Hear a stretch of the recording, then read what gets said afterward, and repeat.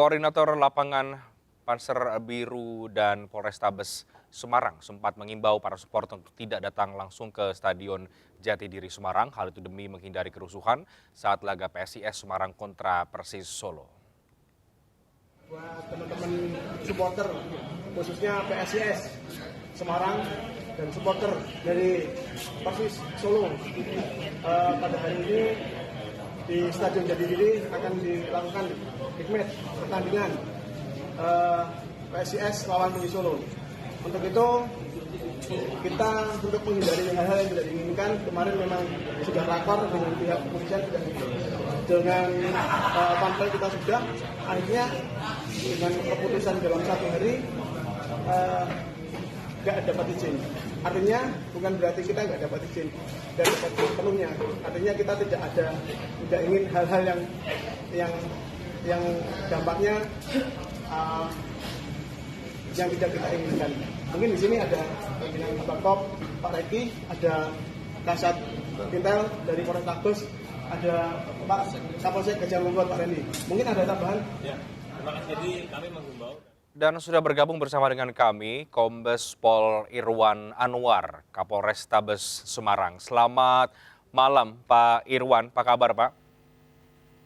Selamat malam Mas, alhamdulillah baik Mas. Baik Pak Irwan, langsung saja setelah tadi sempat terjadi kericuhan, tadi informasi dari Pak Gubernur Pak Ganjar kepada kami mengatakan bahwa situasi sudah mulai kondusif. Pantauan dari Polrestabes Semarang bagaimana Pak? Ya betul sekali Mas, pasca keributan tadi antar supporter dengan personil kami, situasi di wilayah Kota Semarang khususnya di sekitaran Stadion Jatidiri itu sudah kondusif. Bahkan untuk supporter sudah kembali ke rumah masing-masing, kemudian kesebelasan baik dari PSIS Semarang dan Solo juga sudah kembali menuju ke Solo dalam keadaan aman. Oke. Demikian Mas. Tapi pengamanan apakah masih terus berlangsung Pak di sekitar stadion atau mungkin di Kota Semarang sendiri? Betul Mas, ini juga kami masih di lapangan untuk memastikan bahwa dampak dari peristiwa tadi tidak berlanjut, dan juga kita sudah membangun komunikasi dengan teman-teman dari pengurus supporter dari Panser Biru, dari Snack dan seterusnya. Dan sepanjang sehari tadi juga sebenarnya dalam pengamanan juga kita juga sudah berkoordinasi dan bekerja sama dengan teman-teman dari pengurus supporter di Semarang ini. Oke, Pak, informasinya sebetulnya para supporter ini sudah dihimbau untuk tidak datang karena memang tidak boleh nonton langsung ya Pak. Tapi apa yang membuat kemudian supporter ini? Bahwa pada saat rapat koordinasi bahkan ada rapat koordinasi itu juga sudah dilakukan pertemuan diskusi untuk membahas persiapan pertandingan antara Solo dan Semarang yang berlangsung tadi siang. Dan ada beberapa alternatif pilihan, apakah itu dengan penonton, tanpa penonton, atau misalnya pertandingan hanya disaksikan oleh penonton dari Semarang. Itu semuanya memiliki konsekuensi. Jadi pilihan kami setelah melaksanakan rapat dengan panpel, dengan teman-teman dari pengurus supporter, itu kemudian kami sama-sama memutuskan bahwa rekomendasi kami pertandingan tidak dihadiri oleh para supporter dari kedua belah pihak atau tanpa penonton. Itu tentunya juga seperti yang kami sampaikan tadi, juga mengandung konsekuensi.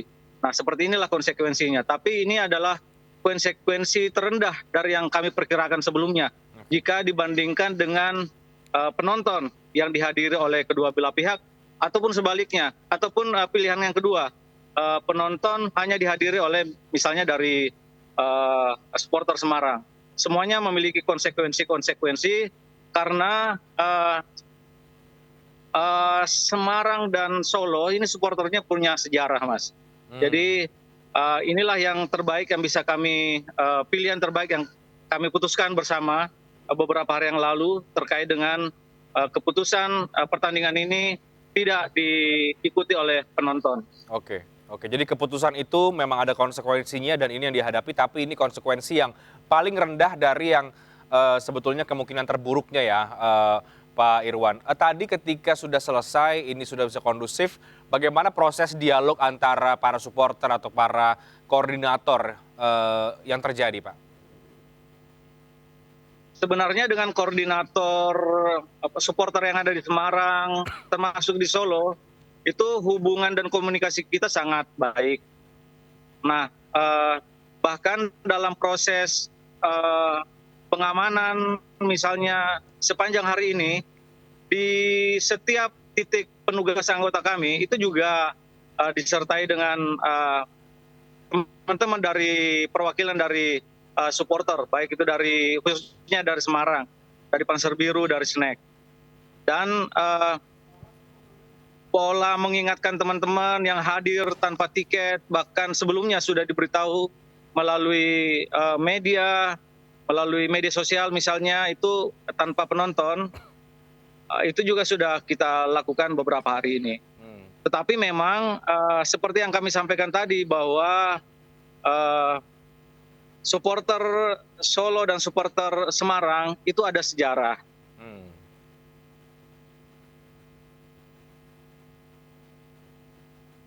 Oke, Pak Irwan tampaknya suaranya hilang ini Pak, termute kah atau bagaimana Pak Irwan?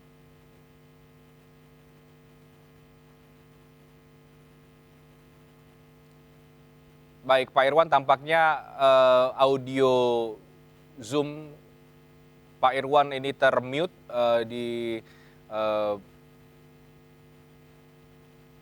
Dari sini. Halo. Oke, halo Pak Irwan, silakan Pak, dilanjutkan Pak. Tadi sempat terpotong Pak. Ya bagaimana Mas? Maaf, Oke. terpotong. Baik, Bagaimana? jadi tadi ada katakan ada sejarah memang ya antara supporter Semarang ini dengan Solo. Nah dari dialog tadi kesepakatannya bagaimana dan ini evaluasinya seperti apa Pak agar tentu menghindari hal-hal ini terjadi lagi begitu. Ya, jadi keputusan bahwa pertandingan tanpa dihadiri oleh penonton itu adalah keputusan yang dihasilkan melalui komunikasi yang sudah kami lakukan bersama sebelum-sebelumnya. Dan ke depan tentu dari para supporter ini, koordinator supporter ini tentu akan terus melakukan bagaimana memperbaiki hubungan antar kedua supporter ke depan. Polanya seperti apa nanti secara teknis akan kami diskusikan dari kami musyawarahkan dengan supporter, kemudian koordinator supporter yang ada di Kota Semarang ini maupun dari Solo. Demikian Mas. Baik Pak, ini mungkin terakhir memastikan kembali apakah ada kerusakan sekali lagi di sekitar stadion atau mungkin kerugian yang didata oleh Polrestabes Semarang? Ya, jadi peristiwa keributan tadi itu kami pastikan itu di luar area stadion, bahkan di luar pagar stadion. Nah, sebagaimana rujukan peraturan Kapolri bahwa zona pengamanan stadion itu dibagi dua, zona 1 dan zona 2. Zona 1 itu berada di area stadion, kemudian di luar stadion itu zona 2. Nah, tadi ini terjadi keributan itu di luar stadion. Oke. Dan tentunya pola-pola pencegahan sampai dengan mungkin seperti yang kami laksanakan tadi sudah kita lakukan secara bertahap. Demikian Mas. Oke, baik. Mudah-mudahan semuanya aman ya Pak, karena tampaknya juga sudah mulai kondusif tadi seperti yang tadi Bapak sampaikan dan sekarang juga masih melakukan patroli begitu ya di sekitar Kota Semarang. Terima kasih banyak Kombes Pol Irwan Anwar. Pak Irwan, terima kasih banyak Kapolrestabes Semarang sudah bergabung bersama dengan kami. Selamat malam Pak, sehat selalu. Ya, selamat malam Mas. Selamat malam. Kita ke informasi selanjutnya. Erick Thohir resmi terpilih sebagai Ketua Umum PSSI periode 2023-2027. Sebagai Ketua Umum yang baru, Erick Thohir berjanji akan mengejar ketertinggalan sepak bola Indonesia dari negara lain.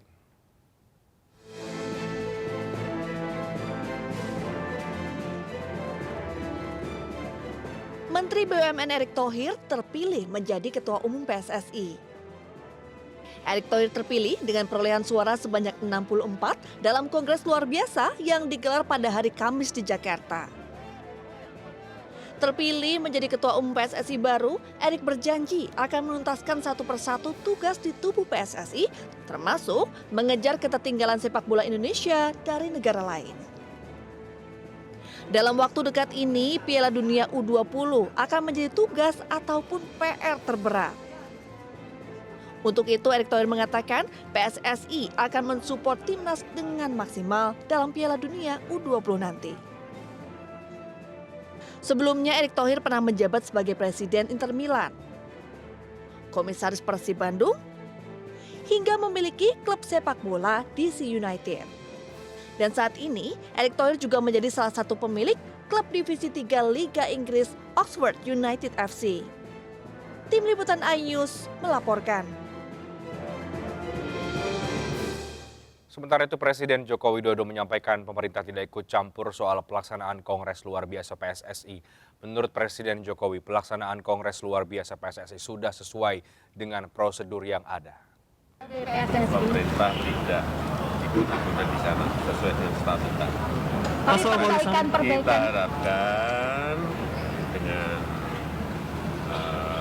ketua yang baru nanti terjadi yang kita harapkan terjadi reformasi total. Ini harapan dari kita. Ya. Pak Jokowi ini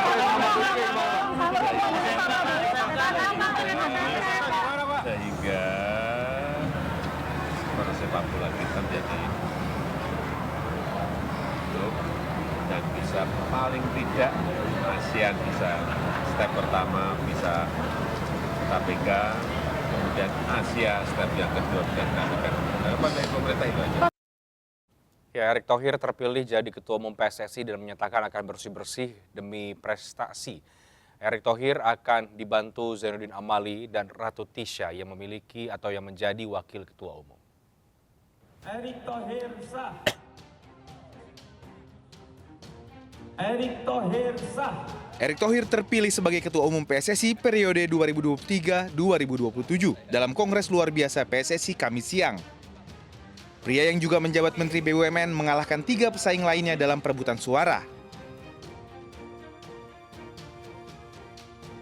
Dari 86 suara voters, Erick Thohir mendapat 64 suara. Diikuti pesaing terberatnya Lanyala Mataliti dengan 22 suara. Sementara 2 orang calon lainnya tak mendapat suara satupun. Setelah menduduki kursi nomor 1 di Federasi Sepak Bola Tanah Air, fokus Erick Thohir kini bersih-bersih, terutama dari mafia bola demi mengejar prestasi. Kita harapkan dan kita lakukan hari ini belum merupakan kemenangan. Ini bukan kemenangan, ini bukan kemenangan saya, tetapi harus kita buktikan menjadi kemenangan bersama. Yaitu apa? Membangun yang namanya sepak bola bersih dan prestasi. Dan waktu itu saya bicara bahwa perlu nyali memperbaiki sepak bola Indonesia. Tidak perlu teori-teori. Hari ini kita sudah tidak bicara nyali lagi. Tapi kita bicara bagaimana nyali membuktikan memang kita berprestasi. Sementara dalam pertarungan Wakil Ketua Umum sempat ricuh. Awalnya Menpora Zainuddin Amali dan Sekjen PSSI incumbent Yunus Nusi yang terpilih. Namun sempat terjadi protes karena diduga ada kecurangan. Setelah diulang, Ratu Tisha yang pernah jadi Sekjen PSSI tahun 2017-2020 terpilih dengan suara terbanyak. Disusul Yunus Nusi, sementara Zainuddin Amali tersingkir. Namun belakangan Yunus Nusi mundur sehingga Ratu Tisha dan Amali yang menempati posisi Wakil Ketua Umum PSSI. Setelah terpilih, para pengurus baru dihadapi berbagai tantangan berat, terutama prestasi timnas yang mandek. Selain prestasi timnas, tantangan yang juga tak kalah berat adalah mengawal gelaran Piala Dunia U20 yang akan dimulai sekitar 3 bulan lagi. 4 terdakwa pembunuhan berencana Brigadir Yosua menyatakan banding atas putusan Majelis Hakim. Bagaimana peluang banding mereka? Kami hadirkan dialognya usai jeda berikut. Tetaplah bersama kami di MNC News Prime.